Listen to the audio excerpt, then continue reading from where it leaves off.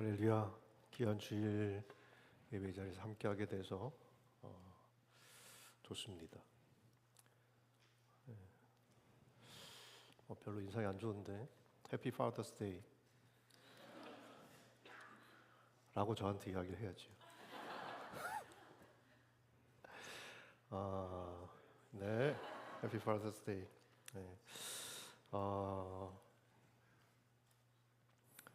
다 이제 부모님들께 꼭 이런 날들, 저희가 막 정신없이 살잖아요. 그렇지만 또 우리에게 또 뿌리가 있으니까, 특별히 미국은 뭐 이렇게 마더스데이, 파더스데이 이렇게 나눠서 하지만 또 얼마나 좋아요. 두 번이나 연락할 수 있으니까 여러분들을 또 늘 사랑하시고 또 기도하는 그런 분들과 또 좋은 교제 시간이 될 수 있기를 축복합니다. 아까 이제 막 인사했잖아요. 제가 이제 하자 그래서 아마 시작하게 된 것 같은데, 이렇게 살다 보면 때로는 그런 흥이 안 날 때가 있어요. 막 이렇게 그냥 할 때가 있죠. 근데 그런 것 같아요. 우리가 보면 뭐 감사할 일이 있어서 감사하고, 흥이 날 일이 있어서 흥이 나고, 그렇게 생각하지만 오히려 반대일 때가 많아요. 우리가 감사하고 또 서로를 축복하고 그럴 때 우리 삶 가운데 하나님께서 감사한 일들을 계속 허락해 주시더라고요. 여러분의 삶 가운데 함께하는 분들을 귀하게 여기고 또 우리 주일날 또 이렇게 함께 모여서 예배하는 것이 얼마나 감사한 일입니까? 서로를 위해서 또 응원하고 축복하고 돕고 함께하는 그런 귀한 손길이 될 수 있기를 축복합니다. 자, 오늘 계속 느헤미야 말씀을 이제 같이 나눌 텐데, 지난주에 이스라엘 백성들이 이제 성벽을 봉헌하면서 같이 기뻐하고 감사했던 그 이야기를 같이 나눴습니다. 자, 뭐 어쨌든 이제 이 느헤미야 이야기의 메인 띠이 이 성벽 재건인데, 느헤미야 이야기는 이 성벽 봉헌식으로 어떻게 보면 끝나야 되는데 끝나지 않아요. 공동체를 온전하게 세우기 위해 이들이 아직 가야 할 길이 남아있기 때문입니다. 오늘 설교 제목이 아직 가야 할 길이에요. 제가 이게 스캇 팩이라는 분의 아직 가야 할 길이라는 책에서 따온 건데, 이 책의 주제가 뭐냐 하면 영적인 성장에 대한 겁니다. 우리가 구원받은 그리스도인, 감사할 일이지요. 근데 구원받는 게 우리가 이 땅에서 신앙생활하는 목표가 아닙니다. 구원받은 자로서 걸어가야 할 길이 있어요. 또 그 길을 가기 위해서 우리는 바울이 이야기하잖아요. 그리스도의 장성한 분량까지 자라나야 한다고. 그래서 이 공동체가 이제 시작되었지만 이 공동체 안으로 하나님께서 부르신 여러분 한 분 한 분들이 잘 성장해서 이 공동체를 통해서 하나님께서 이뤄 가실 일들을 우리가 함께 잘 감당하는 그런 공동체가 될 수 있기를 축복하고, 그래서 그런 놀라운 성장과 변화들이 나로부터 시작하는 겁니다. 내가 그 시작이 될 수 있기를 축복하면서 오늘 이 말씀을 좀 같이 나눠보려고 합니다. 자, 읽어주신 말씀 우리 44절부터 한번 12장 끝까지 47절까지 한번 다시 보겠습니다. 그리고 그날 예물과 첫 수확물과 11조를 모아두는 창고를 맡은 사람들을 임명해 제사장들과 레위 사람들을 위해 율법에 정해진 몫을 여러 성들의 들에서 거둬들이도록 했습니다. 항상 준비하고 서 있는 제사장들과 레위 사람들을 유다가 기뻐했기 때문입니다. 노래하는 사람들과 성전 문지기들은 다윗과 그 아들 솔로몬의 명령에 따라 그들의 하나님을 섬기는 일과 정결하게 하는 일을 수행했습니다. 오래전 다윗과 아삽 시대에도 노래하는 사람들과 하나님께 찬양과 감사를 드리는 노래를 지휘하는 사람들이 있었습니다. 그렇기에 스룹바벨과 느헤미야 시대에도 모든 이스라엘이 노래하는 사람들과 성전 문지기들을 위해 날마다 필요한 목을 주었고 레위 사람들을 위해 그 몫을 거룩하게 구별해 두었습니다. 또 레위 사람들은 아론과 자손들을 위해 그 몫을 거룩하게 구별해 두었습니다. 이 느헤미야 12장의 말씀을 보면 11조, 안식일, 그리고 이방인들과 통혼하는 문제, 결혼하는 그런 문제들과 관련해서 느헤미야가 했던 개혁에 대한 내용이에요. 자, 그런데 이 내용은 이미 10장에서 저희가 다룬 바가 있습니다. 아마 여기 시작하기 전에 우리 우번에서 느헤미야 말씀 나누면서 이야기했던 것 같은데 이미 10장에서 이스라엘 백성들이 이런 결단을 했던 거예요. 안식일을 지키겠다, 11조를 드리겠다, 이방인들과 이 결혼하면서 이제 어떻게 보면 그 관계를 형성하지 않겠다 결단을 했어요. 하나님께서 이스라엘 백성들에게 지키라고 명령하신 규례가 참 많지요. 오늘날도 유대인들은 600 몇십 개 되는 그 율법 규례들을 매일 이렇게 삶 속에 지키려고 애쓰고 있어요. 이렇게 많잖아요. 이제 그 중에 이 세 가지예요. 어떻게 보면 그렇게 많은 중에 이 세 가지라고 생각할 수 있지만 그들에게는 자신의 전부를 드렸던 헌신입니다. 아주 현실적인 고민과 맞닿아 있는 그런 문제였기 때문에 그래요. 11조, 안식일. 여러분, 이 사람들이 지금 풍성한 게 아니에요. 부요한 게 아니에요. 포로로 된 땅에서 다시 돌아와서 이제 막 자리를 잡고 어떻게 보면 매일매일 생존을 위해서 싸워야 하는, 실험해야 되는 그런 상황이었단 말이죠.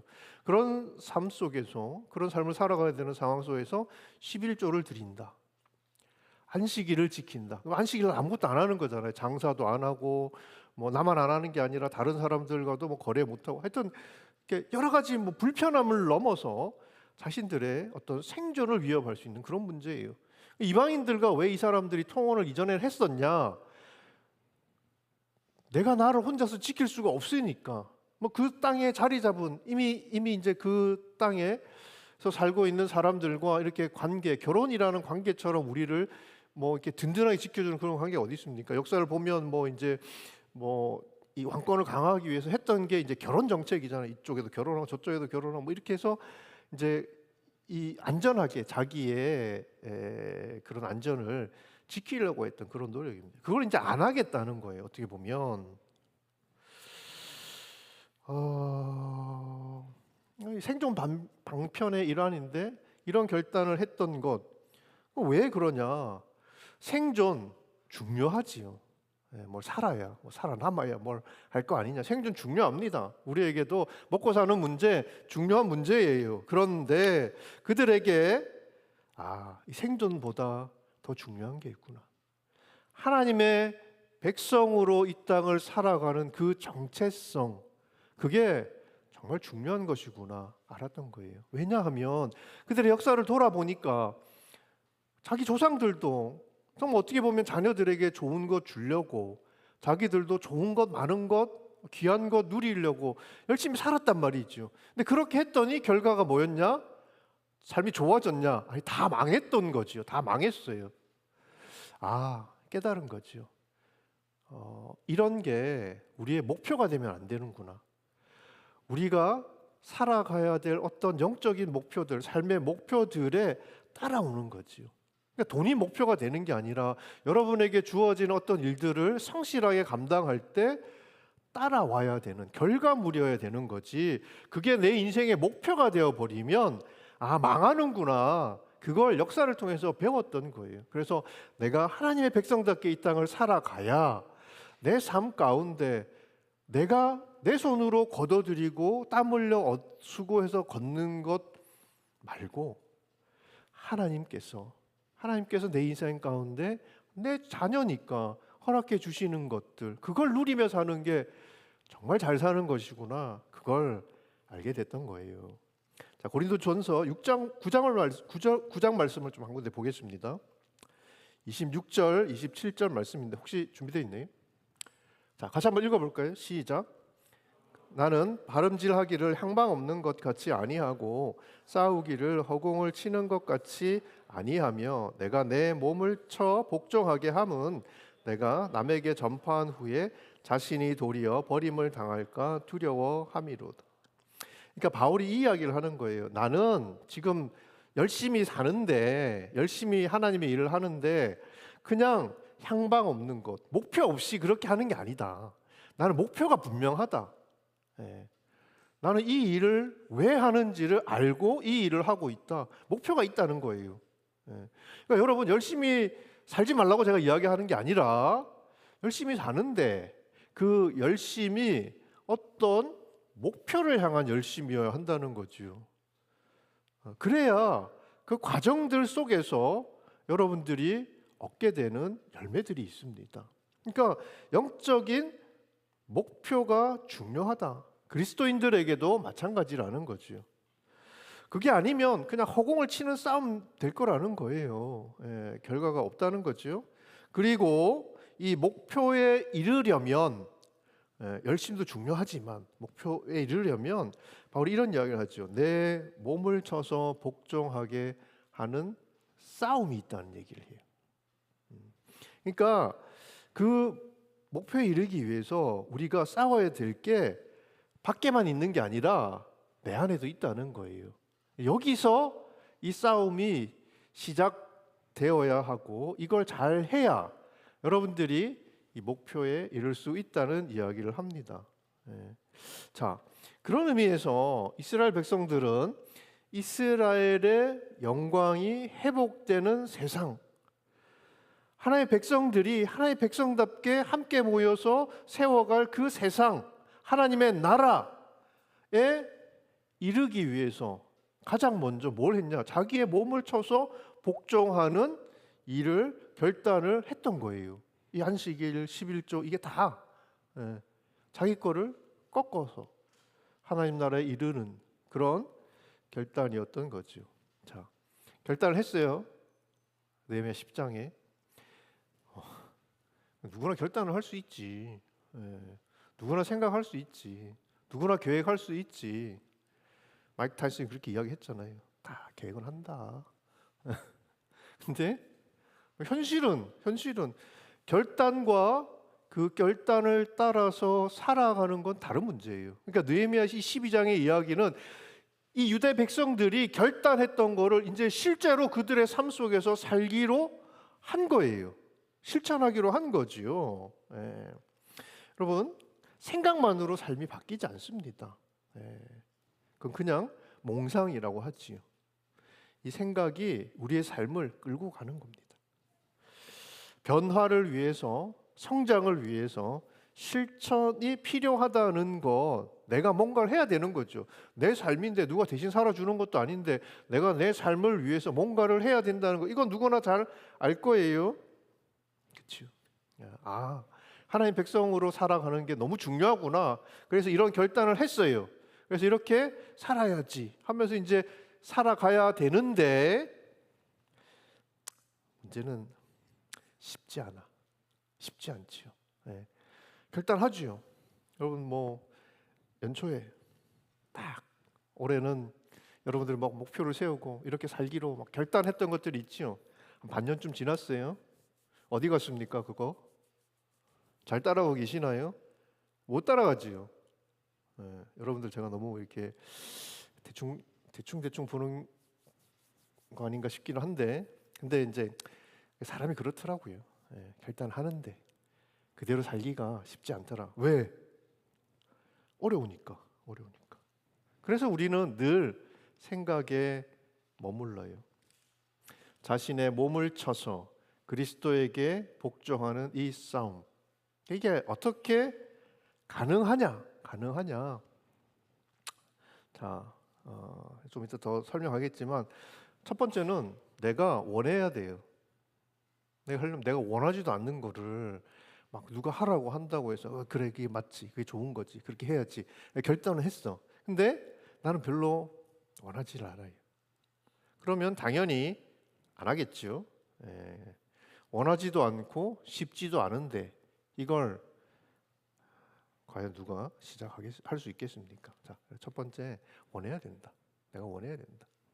두 번째, 모든 것에 완벽해야 한다고 생각하지 마세요.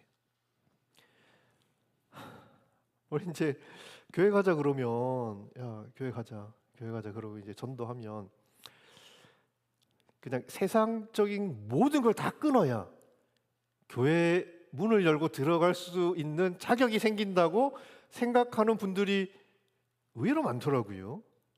야, 술도 좀 끊어야 될 것 같고, 뭐 이렇게 안 좋은 어떤 세상적인 습관들도 좀 끊어야 될 것 같고, 그래야 내가 교회 갈 수 있는 거 아니냐? 그러니까 뭔가 좀 완벽해져야 시작할 수 있는 거지. 그래서 발목이 잡히는 거죠. 사단이 주는 이야기거든요. 교회는 죄인을 위한 곳입니다. 모두에게 열려 있어요. 그러니까 죄인들이 의인이 되는 곳이 교회지 의인들이 문을 열고 들어오는 것이 아니에요. 그러니까 여러분 옆에 보면 아직까지 그 못 털어버린 사람들이 있을 거예요. 저거 왜 교회를 나오나 이렇게 생각하지 마시고 그렇지 이래서 교회가 필요한 거지. 우리도 그랬잖아요. 우리도. 그런데 우리는 시작부터 완벽해야 된다고 생각하는 거예요.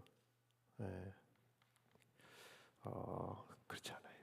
지금 여러분들이 할 수 있는 것에서 시작하면 됩니다. 세 번째, 여러분의 의지를 탓하지 마세요. 뭐 의지라는 게 없어도 괜찮으냐 그런 게 아니고 의지로 감당할 수 없는 일이기 때문에 그래요. 그러니까 내 것으로 해야 된다. 내가 가진 것으로 하려고 하니까 지치지요. 하나님의 일은 하나님의 백성으로 살아가는 것은 딱 이야기하잖아요. 성령이 오셔야 가능한 거다. 제자들이 예수님 뭐 너희들이 나를 다 배신할 거다 그럴 때 베드로가 절대 아니라고 이야기했지요. 저는 진심이었다고 생각합니다. 베드로 주님 사랑했어요. 근데 못하지요. 왜 못했을까? 이유는 한 가지예요. 성령이 임하시면 성령을 못 받은 거예요. 그러니까 자기 일을 할 수 있을 것 같았어. 근데 자기가 자기 힘으로 의지로 할 수 없다는 것을 그 십자가 앞에서 깨달았죠. 성령 받고 나니까 어떻게 됩니까? 가서 막 복음을 전하고 안전병 일어나고 이런 놀라운 일들을 행하는 거예요. 성령 충만해야 합니다. 성령이 나를 주장해야 가능하죠. 그래서 우리는 기도해야 하고요.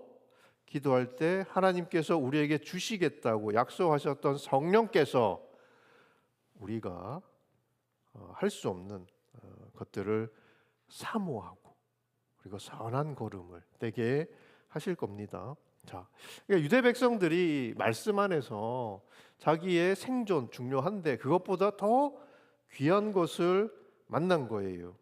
갈 길은 멀지요 아직. 그렇지만 그들의 시작이 되어 주었던 느헤미야를 따라서 한 걸음 한 걸음 하나님 나라를 걸어갔고 마침내 하나님의 그 나라의 영광을 회복하게 됩니다. 저희 위민 채플이 그러기를 바래요.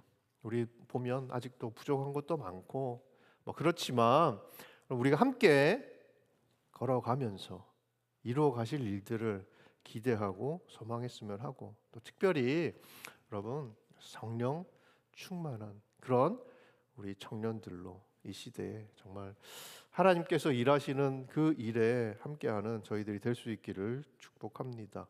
자, 유대 백성들이 지키고자 했던 이 세 가지 11조 안식일 그다음에 이방인과 통용을 하지 않겠다는 그 규례는 어떻게 보면 우리가 이 땅을 살면서 절대 놓치면 안 되는 신앙의 본질이 담겨 있기도 해요. 그냥 단순히 무슨 이 성경에 나오는 율법에 이 기록되어 있는 규례 가운데 몇 개를 지키기로 했다는 의미 이상의 어떻게 보면 그리스도인으로 믿는 자들로서 이건 절대 놓치면 안 돼. 11조를 했냐 안 했냐 이게 중요한 게 아니라 이 11조에 뭐가 담겨 있느냐를 우리가 좀 생각해 볼 필요가 있습니다. 그 11조를 하나님께서 지키라고 하셨던 이유가 있어요. 그게 우리가 절대로 잃어버리면 안 되는 신앙의 본질과 맞닿아 있기 때문에 그래요. 자, 먼저 11조 오늘 보면 이 11조 드린 이야기가 지금 읽었던 본문 가운데 나오죠. 제사장들과 레위인들이 쓸 것을 공급하기 위해서 11조를 드리기로 했습니다. 예배가 중요하다는 것을 이제 깨달았던 거지. 이 예배가 정말 중요하구나. 여기서 우리의 삶이 시작되어야 하는구나. 그러니까 이 세상 살다가 여러분 뭔가 뭐 찢어지고 뭐 이렇게 부러지고 낭망하고 넘어지고 그래서 우리가 예배를 통해서 회복한다. 우리 그런 생각 많이 하잖아요. 그게 아니고 예배에서 시작하는 거예요. 예배에서 시작하는 거예요. 예배를 통해서 여러분 삶에 여러분의 생각과 여러분의 마음 가운데 하나님이 담아 주신 것을 가지고 세상 속에서 살아가는 거예요. 그러다가 살다 보면 또 우리가 또 보면 뭐 이렇게 예전에 뭐 습관들 어떤 뭐 익숙한 그런 마음들이 이끌려서 또 실종하기도 하지요.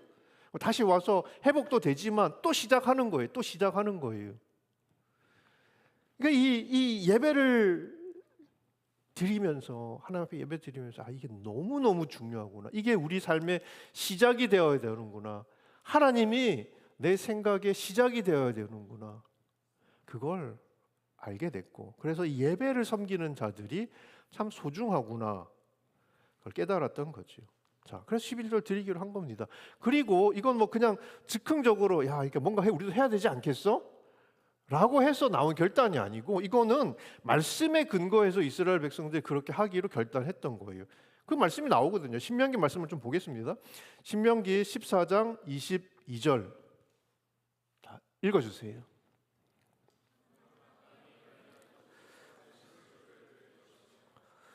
저는 이 말씀을 읽으면서 어디다 동그라미를 쳤냐면 마땅히라는 단어에 동그라미를 쳤어요. 마땅히. 매년 토지 소산의 11조를 드릴 것이며 근데 마땅히 무슨 말이에요? 11조를 드리는 게 당연하다는 거예요. 무슨 얘기냐? 11조가 특별한 게 아니라는 거예요.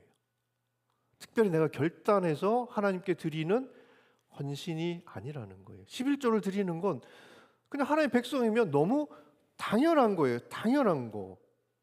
여러분 11조뿐만 아니라 하나님의 백성으로 감당해야 될 당연한 헌신들이 있는데 우리는 그걸 너무 특별하게 생각하죠. 다른 사람 안 하는데 나는 해.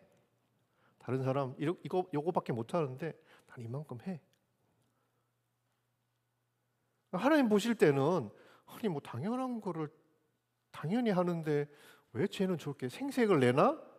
뭐 그렇게 생각되겠죠. 하나님 입장에서 보면 그렇다는 거죠. 당연한 거다. 11조가 그냥 뭐 당연한 거예요. 당연한 거. 저는 신앙은 여러분 사라져야 하는 것이라고 생각합니다. 우리 많이 찬양할 때 뭐 이렇게 어떤 뭐 우리 이제 뭐 설교할 때 그런 게 살아낸다는 말이잖아요. 살아낸다. 저는 되게 싫어하는 말이에요. 그 의도는 내가 잘 알겠지만 아니 내 삶을 내가 살아내야 되고 신앙을 살아내야 되고 얼마나 힘들어요. 살아내야 되니까. 그냥 당연히 사라져야 되는 거라고요. 예배하는 게 그냥 당연하고요. 하나님 앞에서 헌신하는 게 당연하고요. 11조 드리는 게 당연하고요. 그리스도인으로 살아가는 게 당연하고요. 당연해져야 된다고요. 당연해져야 된다.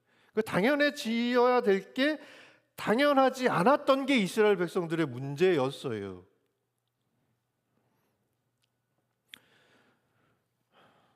당연해지길 축복합니다. 아멘 못하잖아요, 그죠? 아멘을 못하죠. 왜 못하느냐? 어려운 걸 내가 아니까. 당연해져야 된다는 걸 아는 것과 그게 당연한 삶을 사는 거는 완전히 다른 거거든.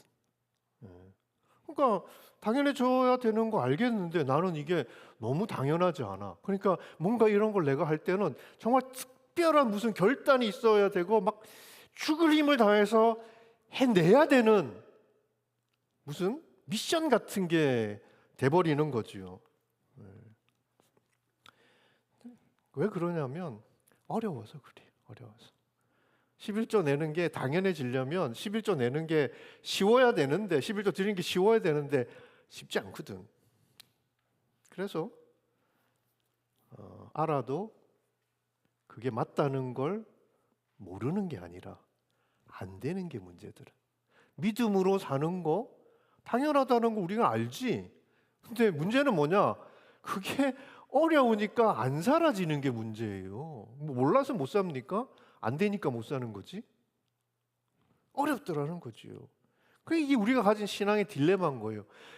그냥 모르면 나중에 하나님 앞에 가서 몰랐어요. 그래가지고 뭐 어떻게 그냥 이렇게 퉁치고 넘어가겠는데 내가 다 안단 말이야. 알면서 내가 지금 못하고 있는 거란 말이야. 내가 찝찝한 거 나도 찝찝해.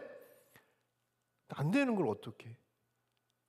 그러면 우리가 적당한 어느 지점에서 타협을 하지요. 네, 하나님 요거는 퉁쳐주시고 대신에 난 요런 거는 그냥 이렇게 할 수 있으니까 하고. 그렇지요. 그럼 이 11조가 왜 이게 당연하지 않고 어려울까요? 생각해 보셨어요? 11조 드리는 게 왜 어렵지? 내가 뭐 너무 소득이 없어서? 나중에 막 몇 밀리언씩 막 벌고 이러면 11조 하실 수 있을 것 같으세요? 내가 장담하는데 절대 못한다. 절대 못한다. 이게 왜 어려우냐면 하나님은 우리에게 11조를 하지 않으면 딱 살 수 있을 만큼만 줘요. 그러니까 11조를 안 하면 어떻게 한 달을 살겠어? 내가 11조를 딱 떼놓고 생각해 보니까 못 살겠는 거야. 딱 그만큼만 주더라는 거예요. 그러니까 이 돈을 많이 벌고 적게 벌고 그게 아니에요. 네. 자, 생각해 보세요. 여러분들이 내가 버는 수입에서 11조를 떼면 그때부터 막 머리가 아파지죠. 내가 안 떼면 살 수 있겠어. 하면 딱 그만큼만 주시는 거예요. 그래서 힘들어. 드리자니 살아갈 게 걱정이 되고 안 드리자니 좀 찝찝하고 뭐 그런 거죠. 여러분, 제가 왜 여러분 더 주시고 여러분 형편이 넉넉해져도 이걸 못할 거라고 제가 장담했냐면 11조는 여러분 능력으로 드리는 게 아니고요. 여러분의 믿음으로 드리는 겁니다. 그러니까 여러분 이게 10분의 1을 드리는 게 아니고요. 그 10분의 1에 여러분의 전부를 담아서 하나님께 드리는 거예요. 왜냐하면 어차피 그거 없으면 내 삶을 제대로 못 살거든. 그러니까 그 11조 금액에다가 그 드리는 그 헌물에다가 내 나머지 삶이 아니라 내 전부의 삶을 담아서 드리는 게 11조예요. 나의 전부를 드리는 헌신이란 말이에요. 11조가. 그걸 어떻게 드릴 수 있겠어요? 여러분 능력으로? 그러니까 하나님께서 이 나머지 이 10분의 1을 내게 채워주시지 않으면 그걸 가지고 살 수 있도록 하나님께서 내 삶을 도우시지 않으면 나는 못 산다는 믿음으로 드리는 거예요. 내 삶을 드리는 거라고. 이 11조가 그런 거라고요. 여러분 벌이가 넉넉해진다고 여러분의 믿음이 자라나는 건 아니잖아요. 그러니까 못 드린다고 말씀드리는 거예요. 11조 관련한 말씀 하나 더 볼까요? 말라기서입니다. 3장 10절부터 12절 같이 읽을게요. 만군의 여호와가 이르노라 너의 온전한 11조를 창고에 들여 나의 집에 양식이 있게 하고 그것으로 나를 시험하여 내가 하늘 문을 열고 너희에게 복을 쌓을 곳이 없도록 붙지 아니하나 보라. 만군의 여호와가 이르노라 내가 너희를 위하여 메뚜기를 금하여 너희 토지 소산을 먹어 없애지 못하게 하며 너희 밭에 포도나무 열매가 기한 전에 떨어지지 않게 하리니 너희 땅이 아름다워짐으로 모든 이방인들이 너희를 복되다 하리라. 만군의 여호와의 말이니라. 하나님께서 너에게 부어주시고 그리고 지켜주신다는 거예요. 뭐 과일이 떨어지는데 내가 어떻게 하겠어? 하나님이 안 떨어지도록 지켜주신다는 거죠. 너의 출입을 지켜주신다는 거죠. 너의 삶을 풍부하게 해주신다는 거죠. 조건이 뭐예요? 온전한 11조를 드리면. 그래서 마치 이 말라기 말씀을 봐라 드리면 더 주신대잖아. 요만큼 드리면 그냥 쏟아부어 주신대잖아. 그러니까 어떻게 보면 더 큰 축복을 위한 과감한 투자인 것처럼 그렇게 이해하는 분들도 있더라고요. 네, 뭐 그렇게 이해할 수 있어요. 근데 여러분 11조를 잘 이해하지 못해서 그렇게 생각하는 거예요. 이렇게 이해하는 사람들의 문제는 뭐냐 하면 그 사람들에게 정말 중요한 거는 뭐예요? 이 땅에서의 삶이지요. 이 땅에서의 삶이 전부인 거예요. 그렇기 때문에 이게 투자라는 개념으로 이해가 되는 거예요. 아, 이거 나 11조를 드리면 하나님께서 이만큼 주신다고 약속하셨어.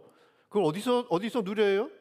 이 땅에서. 그러니까 이렇게 이해하는 사람들은 그냥 이 11조를 그렇게 투자로 이해하는 사람들은 이 땅의 삶이 전부라고 생각하니까 그런 거예요. 여러분 계시록에 보면 하나님께서 저희가 지금 이제 계시록 말씀을 우리 우번에서 나누고 있는데 하나님께서 이제 인을 하나씩 떼요. 그럼 이 땅에 재앙이 임하고 인을 하나 떼면 재앙이 뭐 이런 일들이 있습니다. 인 이게 봉인되어 있는 거거든요. 편지 같은 데 보면 이제 밀랍으로 봉인하고 이런 거 있잖아요. 근데 인을 떼서 이제 하나님께서 가지고 있는 그 계획들을 펼쳐 보이시는 거죠. 인을 떼기 전까지는 하나님의 계획이 뭔지 몰라요. 이 땅에 어떤 일이 생길지를 모르는 거죠. 자, 그러니까 이 말은 다시 이야기하면 인을 떼야 보이는 세상이 있다는 거예요. 다시 말하면 우리는 이 현실에 우리가 그냥 보이는 이 현실에 닫혀 있는 봉인되어 있는 눈을 가지고 살고 있고 그 하나님의 세상은 그런 눈을 가지고 살아가는 사람에게는 보이지 않는 세상이에요. 하나님이 그 봉인을 떼주셔야 우리 눈이 열려야 이 세상이 보이는 거거든요. 믿음은 우리의 이 닫힌 눈을 열어서 믿음이 아니면 결코 볼 수 없는 세상을 보게 해 줍니다. 이 세상을 보지 못하면요, 여러분, 이 천국을 이 땅에서 살 수가 없어요. 그 옛말에 그 본데 없다는 이야기 있거든요. 내가 본 게 없으니까 그렇게 살 수가 없는 거예요. 네. 여러분 그런 사람들이 천국을 볼 수 있겠습니까? 안 보이는데. 살 수 있겠습니까? 보지도 못했는데.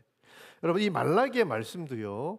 믿음으로 이 땅을 살아가는 자가 보고 누리게 될 하나님의 축복에 대한 이야기예요. 왜 그런 세상 우리가 살지 못하느냐? 당연히 능력 부족이 아니고 믿음 부족이 문제인 겁니다. 많은 사람들에게 믿음은 모험처럼 여겨져요. 모험. 다른 사람들은 안 하는데 뭔가 알 수도 없는 미지의 세상을 향한 모험처럼 생각되잖아요.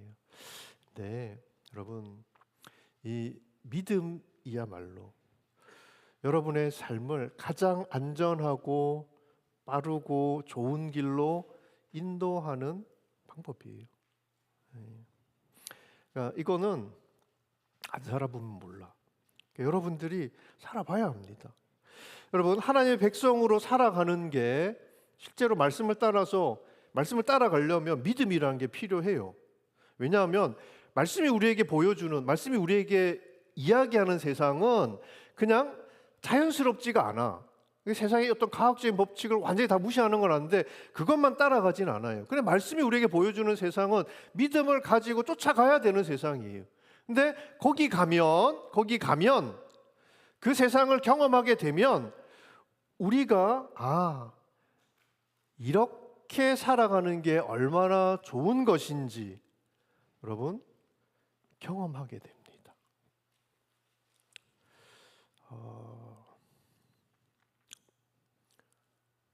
여러분 저를 이렇게 잘 모르시죠? 그냥 이렇게 오늘 새로 오신 분들도 있고 나 모르잖아요. 오늘 새로운 우리 자매님 모르잖아요, 그죠? 네. 알지도 못해요. 근데 자 다시 물어볼게. 여러분 혹시 저를 이제 믿으세요? 이건 이제 돈을 빌려보면 알아. 돈 좀 빌려달라 그러면 자 그러니까 나를 믿는지 못 믿는지 뭐 알겠지. 빌려줄 수 있어? 좀 많은데. 언제 결혼하냐? 결혼 자금 준비한 거 있냐? 나 좀 빌려줄래? 못하겠지. 못하겠지. 여러분, 우리가 하나님을 모른다면, 난 믿음으로 살아 이렇게 생각하는데 내가 하나님을 모른다면, 하나님의 말씀 가운데 이야기하시는 이 세상을 모른다면, 그럼 내가 모르는데 그 하나님 알지도 못하는데 그 하나님을 믿고 그 믿음으로 그 이야기하는 그 세상을 내가 살아갈 것 같으세요?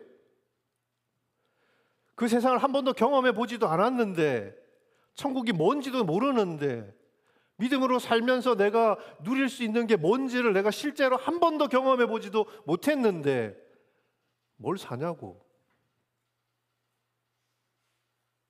그럼 너는 해봤냐? 난 해봤지. 많은 선택과 결정의 순간들이 찾아올 겁니다. 여러분의 삶 속에. 말씀은 이쪽으로 가라 그러고 그게 하나님의 뜻이라고 그러고, 근데 나의 경험과 세상과 사람들은 아닐걸? 이라고 이야기하면서 다른 방향으로 우리를 인도하겠지요. 그럼 결정은 결국은 내가 하는 거니까. 그럼 나는 현실적인 판단을 할 수가 있고 믿음을 가지고 결정할 수도 있을 겁니다. 물론 현실적인 판단이 언제나 믿음의 결정과 배치된다는 이야기는 아니에요. 이게 같이 가면 쉽지, 그거 하면 되니까. 근데 배치될 때, 다를 때, 이게 문제인 거예요. 그때 여러분 하나님께서 여러분의 인생에 그런 결정을 해야 되는 순간들을 주시는데, 처음부터 여러분의 인생의 전부를 걸어야 하는 그런 결정을 하도록 여러분에게 그런 기회를 주시진 않아요. 어차피 못할 거니까. 작은 거예요. 작은 거를 아마 하나님께서 여러분들에게 주실 거예요. 근데 그때 가보는 거예요. 제가 가봤어요. 제가 왜 이렇게 자신 있게 이야기할 수 있냐면, 내가 지금 여러분들하고 지금 이야기를 하고 있잖아. 저는 원래 공부하면서 여기서 공부했거든요. 그래서 미국에서 뭐 사역할 수 있었어요. 나는 미국에 사역하려고 생각했지. 비자도 받고 뭐 할 수 있을 거라고 생각했거든요. 근데 힘들더라고. 힘들었어요. 근데 힘들어도 뭐 하려고 하면 했겠지. 근데 전혀 내가 생각한 것과 다른 방향으로 하나님이 그냥 문을 열어주신 적이 있어요. 근데 이리로 가면 죽을 것 같아. 한 번도 안 가봤어요. 근데 가봤어요. 그랬더니 지금 여러분과 지금 여기 있어요. 아마 그때 제가 제 생각과 나의 경험들을 쫓아서 가장 좋을 거라고 생각한 결정을 했다면 난 아직도 고생하고 있을 것 같아.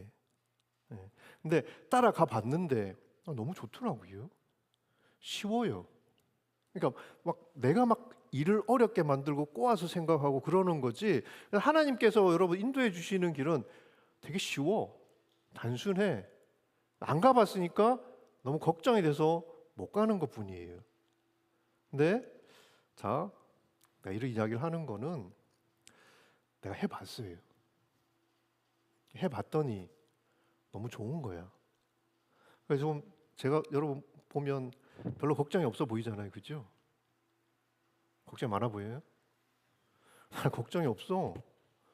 지금 이제 10월달에 저희 이제 7월부터 공사해가지고 교회 이전할 거잖아요. 난 걱정을 안 해요. 내가 이미 할 일은 다 했어. 하는 과정에 다 했어요. 이제 나머지는 우리 성도들하고 같이 이제 결정해가면서 할 거예요. 그리고 언제나 하나님께서는 나한테 많은 걸 주지는 않았어. 그렇지만 언제나 부족함 없이 주셨어요. 그게 제가 삶으로 경험했던 하나님이에요. 그러니까 뭐 어떻게 보면 성도들에게는 이전하는 게 너무 큰 결정일 수 있지만 저는 그 연장선상에서 이게 하나님 하시는 일이니까, 그리고 그걸 경험해 봤으니까, 어떻게 하실지를 내가 아니까 저는 성도들하고 같이 그 믿음의 경험들을 이 공동체가 해보고 싶었던 거예요. 여러분의 삶 가운데 그런 결정을 해야 될 때가 있을 겁니다. 여러분, 말씀의 능력을 내가 내 삶으로 한 번도 경험해 보지도 못하고 예배를 드리는 게 얼마나 기쁜 건지 책으로만 배우고 믿는다고 말로만 하고 실제로는 계산하는 사람, 여러분 절대 당연해져야 될 것이 당연해지지 않습니다. 여러분, 물질로 대표되는 이 세상에 대한 우리의 태도를 가장 잘 보여주는 것이 돈과 관련된 규례예요. 11조예요. 돈이 있는 곳에 네 마음도 있다고 하나님께 이야기하시잖아요. 자, 그러니까 이 11조 규례는 믿음을 쫓는 삶이라는 것이 우리가 어떤 상황에도 양보할 수 없는 신앙의 본질이라는 것을 너무나 잘 보여주는 규례입니다. 쉽지 않을 거예요. 근데 이스라엘 백성들에게도 쉬웠겠습니까? 자기들의 전부가 걸려있는 이 결정인데, 근데 11조를 왜 드렸냐? 마지못해서 하나님 하라고 하니까 드린 게 아니고 기쁨으로 했어요. 기쁨으로. 예배를 드려보니까 너무 좋거든. 예배로부터 시작하는 게 너무너무 기쁨이 되고 이게 자기들을 버텨주는 힘이 되거든. 그 예배를 섬기는 사람들이 너무 귀하다는 걸 알게 됐거든. 기쁨으로 하게 됐다는 거예요. 예배의 기쁨을 경험하게 된 거예요. 여러분, 제가 기뻐하라, 여러분 항상 기뻐하세요 라고 한들 여러분들이 기뻐할 수 없어요. 여러분들이 직접 여러분의 삶으로, 여러분의 것으로 경험해야 합니다. 그건 여러분들이 여러분의 걸음을 믿음으로 떼어놓지 않으면 절대 경험할 수 없는 일들이에요. 그걸 경험하게 되면요, 살지 말라고 해도, 그렇게까지 뭘 그렇게 하냐 옆에서 이야기를 해도 그냥 사라집니다. 저는 여러분, 이 공동체 안에서 여러분들의 삶이 그렇게 변해가기를 축복합니다.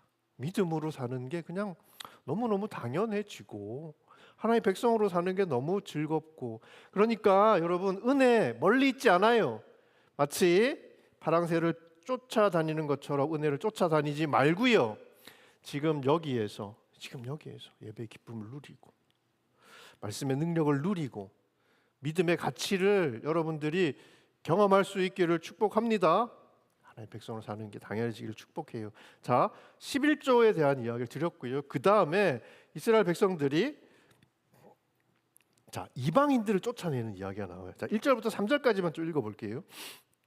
그날 백성들이 듣는 앞에서 모세의 책을 큰 소리로 낭독했습니다. 그런데 거기 암몬 사람과 모압 사람은 영원히 하나님의 회중에 들지 못한다는 기록이 나왔습니다. 그들이 빵과 물을 줘 이스라엘 백성들을 반기기는커녕 오히려 발람을 매수해 그들을 저주하게 했기 때문입니다. 이건 민수기에 나오는 이야기예요. 그러나 우리 하나님께서는 그 저주를 복으로 바꾸어 주셨습니다. 이 율법을 들은 백성들은 이방 피가 섞인 사람들을 이스라엘에서 몰아냈습니다. 듣자마자 바로 했지요. 이 사람들 우리가 같이 섞여서 있으면 안 되는 거구나. 몰랐을 때는 몰라도 이걸 알았어요. 그러니까 바로 하지요. 여러분, 결단한 거를요 묵상하지 마세요. 그냥 해. 여러분, 말씀 들을 때, 결단할 때 그때 하는 거예요. 우리는 결단해놓고 자꾸 생각을 하잖아. 하세요. 이스라엘 백성들 합니다. 가만히 보자. 이렇게 생각하고 이 따지고 이방인들하고 이렇게 같이 있다 보면 뭐 이렇게 괜찮은 게 있지 않을까? 이렇게 하다 보면 못해. 결국 못하는 거야. 그냥 바로 보냅니다. 자, 읽지는 않겠지만 이어지는 말씀을 보면 이 제사장 엘리야십이라는 사람이 11조 성전 물건을 두는 그 성전의 방을 도비아라는 사람에게 내줬어요. 그러니까 느헤미야가 이걸 딱 듣고는 정말 노발대발해가지고 그냥 그 성전의 방을 싹 정결하게 했던 그 일이 이 4절 이후에 기록되어 있습니다. 이 사건은 이제 성전 봉헌식 앞에 일어난 사건이고 느헤미야가 잠깐 자리를 비웠을 때 일어난 사건이에요. 자, 이 도비아가 누구냐 하면 산발랏이라는 사람과 함께 이스라엘 백성들이 성벽을 재건할 때 그거 못하도록 방해했던 사람, 조롱했던 사람이에요. 근데 그 성벽을 재건하자마자 이 도비아가 딱 이제 이 가면을 쓰고 이스라엘 백성들하고 이제 이렇게 연줄해가지고 또 그 안에 쓱 스며 들어와 있는 거예요. 근데 이 제사장이라는 사람이 그 사람에게 이 성전 재산 관리하는 방을 맡겼어. 쉽게 말하면 도둑이 금고를 차지하고 있단 말이에요. 그럼 누가 11조를 드리냐고요, 거기에. 그러니까 레위인들을 비롯해서 성전을 섬기는 자들이 그냥 자기 땅으로 다 돌아간 거예요. 그러니까 성벽 재건하고 하나님 앞에 회개하고 11조를 드리고 안식일을 지키겠다고 했던 맹세가 그냥 한 방에 무너진 거예요. 이게 왜 일어난 일이냐? 이스라엘 백성 사이에 섞여 살던 사람들 때문에 일어난 일들이라는 거죠. 네. 그러니까 우리 삶에 섞여 들어와 있는 도비아가 있다고요. 하나님의 백성으로 살지 못하게 하는 도비아가 있다고요. 그걸 용납하는 게 아니라 내치는 게, 쫓아내는 게 우리가 우리의 몸을 쳐서 복종하는 싸움이기도 합니다. 이게 어떻게 보면 공동체의 뿌리를 흔들 수 있는데 사람들은 너무 익숙해져 있는 거예요. 그래서 뭐가 잘못되어 있는지를 몰라요. 여러분, 세상의 것들이 우리 삶 가운데 스며들어와서 주인 행세할 때가 있습니다. 근데 우리는 몰라. 이게 위험하다는 사실을 위험하다고 생각하지도 않아요. 당연히 그러니까 그냥 내버려 두는 거죠. 그냥 같이 사는 겁니다. 같이 살 수 없어요. 여러분, 다 어떻게 보면 이제 다 쫓아냈다는 건데, 그러면 우리는 뭐 예수 믿는 사람으로 세상하고는 그냥 아예 담쌓고 살아야 되냐? 참 딜레마죠. 제가 오늘 1, 2부 예배 때도 우리 우번에서 그 이야기를 드렸는데 참 그래요. 우리가 그냥 이 신앙과 현실이 좀 같이 갔으면 좋겠는데 언제나 이게 부딪히는 지점이 있더라는 거지. 아까 이제 낮에 말씀드린 거는 가이사에게 세금을 바치는 문제예요. 그러니까 로마 제국의 통치를 받고 있어. 여기다 세금을 바치면 나는 로마 제국의 시민이고 하나의 백성으로 이러면 안 될 것 같아. 근데 이거를 내가 안 내자니 어떻게 돼요? 처벌을 받지요. 딜레마가 생기는 거예요. 우리가 하나의 말씀대로 살려고 막 고민을 하는데 세상을 살다 보니까 그렇게 살면 큰일 날 것 같아. 싸워야 되냐? 아니면 그냥 고개 푹 숙이고 그냥 죽은 듯이 살아야 되냐? 그런 지점들이 여러분 있을 겁니다. 어떤 사람들은 싸워야 된다. 어떤 사람들은 정의를 위해 싸워야 된다. 어떤 사람은 하나님께서 이렇게 악한 권세에도 순복하라고 하셨다. 그래서 이 순복해야 된다. 그러니까 뭐가 맞냐 고민이 되지요. 여러분들도 살다 보면 그런 일들을 겪을 건데 제가 결론은 뭐냐 하면 복종을 하든지 저항을 하든지 그건 여러분들 알아서 하세요. 네. 근데 복종할 거냐 아니면 싸울 거냐, 우리는 이제 이게 되게 중요하잖아요. 근데 그게 중요하지 않아요. 복종의 이유가 중요한 거예요. 싸우는 이유가 중요한 거예요. 내가 싸워야겠다면 그 싸우는 이유가 중요해요. 내가 복종해야겠다고 마음을 먹으면 그 이유가 중요한 거예요. 그 이유는 하나님의 뜻에 합당한 것이어야 해요. 하나님의 뜻이 그거라면, 하나님의 뜻이 이거니까 나는 오케이, 인내하면서 참겠다. 하나님의 뜻이 이거니까 싸우겠다. 그러니까 하나님의 뜻에 합당하게 여러분들이 싸울 거냐 아니면 복종할 거냐 결정을 하면 된다는 거예요. 그게 우리가 그리스도인으로 살면서 이 신앙과 현실이 부딪히는 문제에서 어떤 결정이 맞느냐 고민할 때 기준이 되는 거예요. 하나님의 뜻. 제가 그 우번에서는 그 요한복음에 나오는 생명을 살리는 거. 주님은 하나님의 뜻을 따라서 생명을 살리고 생명을 풍성하게 하는 하나님의 뜻을 따라 살았죠. 그러니까 어떤 때는 성전에 가서 성전을 뒤집었어요. 그래야 그게 생명을 살리고 거짓이 아니라 진리를 사람들이 쫓아가게 하는 거니까. 근데 어떤 때는 십자가 줬지요. 예. 그게 생명을 살리는 하나님의 길이니까. 그러니까 때로는 싸우고 때로는 복종했지만 이유는 한 가지였다는 거예요. 그게 하나님의 뜻이기 때문에. 자, 이방인들을 왜 쫓아냈느냐? 하나님의 뜻이 우리의 거룩이기 때문에 그래요. 그래서 레위기 11장 45절 말씀을 보면 나는 너희의 하나님이 되려고 너희를 애굽 땅에서 인도하여 낸 여호와라. 내가 거룩하니 너희도 거룩할지어다. 데살로니가전서 4장 3절 말씀을 보면 나의 뜻은 이것이니, 하나님의 뜻은 이것이니 너희는 거룩하라. 이게 하나님의 뜻이에요. 그러니까 어떻게 할 거냐, 뭐가 맞냐 결정할 때 뭐가 거룩한 하나님의 백성으로 우리가 선택해야 할 것인가, 그게 삶의 기준이 되어야 된다는 거죠. 거룩은요, 섞지 않는 거예요. 관계를 섞지 않고 시간을 섞지 않고 세상의 것을 하나님의 것과 섞지 않는 거예요. 11조가 물질을 구별하는 거라면 안식일은 시간과 일을 구별하는 것이고 통혼을 금지한 것 관계를 구별한 거예요. 거룩은요, 믿음과 함께 우리가 이 세상 속에서 절대 잃어버리면 안 되는 신앙의 본질입니다. 우리가 거룩을 붙들며 살아가야 한다는 거죠. 어떻게 거룩을 붙들고 살 수 있느냐? 14절 말씀 한 구절만 읽을게요.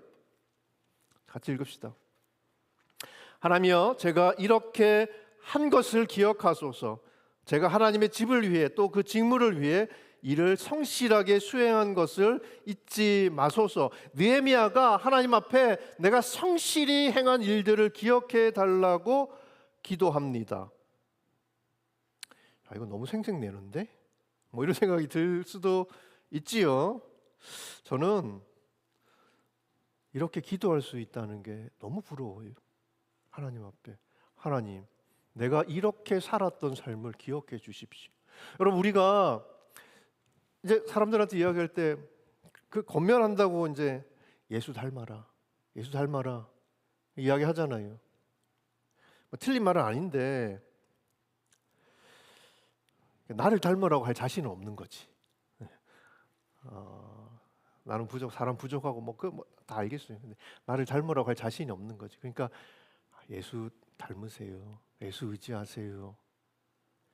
바울은요, 이렇게 이야기했어요. 너는 나를 닮으라.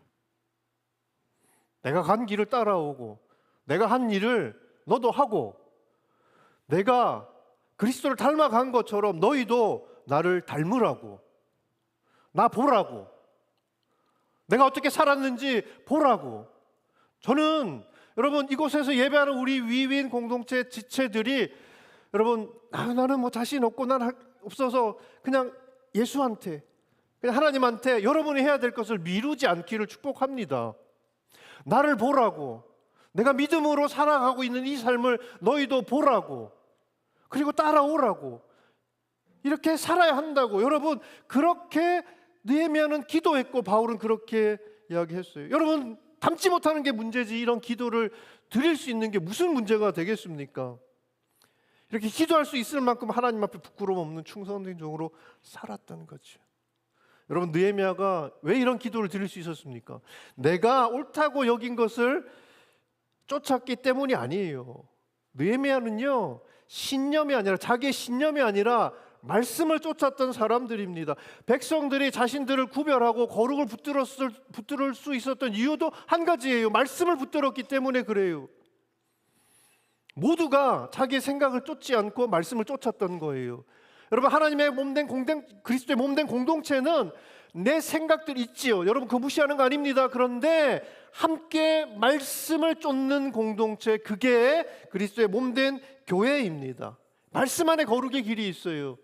딴 데 가서 찾지 마시고요, 말씀을 붙들면 거룩을 붙드는 하나님의 백성으로 살아갈 수 있다는 겁니다. 여러분, 나의 말로 사람을 설득하려고 하지 말고요, 그냥 말씀을 나누면 됩니다. 그냥 그 말씀이 이야기해 줄 거예요. 안 들으면 그건 나는 어떻게 할 수 없지. 내가 복음을 전했는데 그 복음의 능력이 사람을 바꾸는 거지. 내가 복음을 잘 전하면 사람이 그걸 듣고 변하고, 여러분, 꿈 깨서 그런 일은 없어요. 내가 전하는 게 복음이니까 그 복음의 능력이 사람들의 마음을, 하나님께서 예정하신 사람들을 그리스도 앞으로 데리고 오는 거라고요. 그러니까 우리는 말씀을 전하면 돼요. 말씀이 사람을 바꿀 겁니다. 믿음, 거룩, 말씀 꼭 기억하세요. 저는 말씀을 이제 정리해야죠. 느헤미야와 같기를 우리 위닝 채플 지체들이 이랬으면 좋겠어요. 믿음의 길이 무엇인지 보여주고, 거룩의 길이 무엇인지 보여주고, 말씀의 빛을 쫓는 것이 무엇인지 보여줄 수 있고, 그리고 그냥 보여주는 게 아니라 그게 얼마나 복된 것인지를 보여줄 수 있는 그런 위대한 공동체를 함께 세워나갈 소망합니다. 우리를 통해서 하나님의 영광이 여러분 이 도시의 청년들의 가슴 속에 임하기를 축복합니다. 우리 같이 한번 기도하지.